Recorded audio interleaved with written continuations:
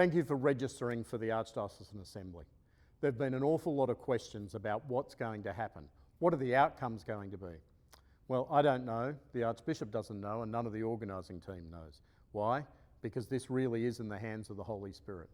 Of course, those of us who are organising the Assembly also need to be accountable.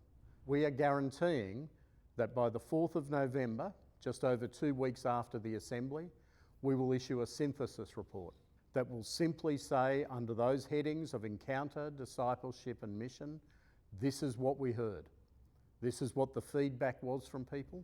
We will report everything we hear, regardless of whether we like it or don't like it.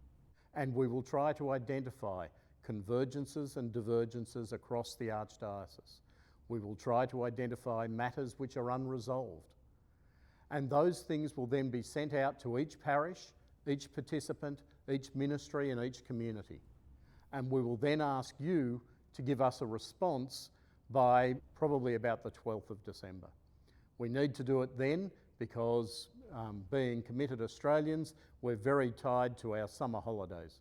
We need to get this done before then so that in February we can send to every parish, every community, every ministry a detailed report so that they can spend next year engaging in conversations in the Spirit in their local context, engage in round tables in their parishes, in their communities.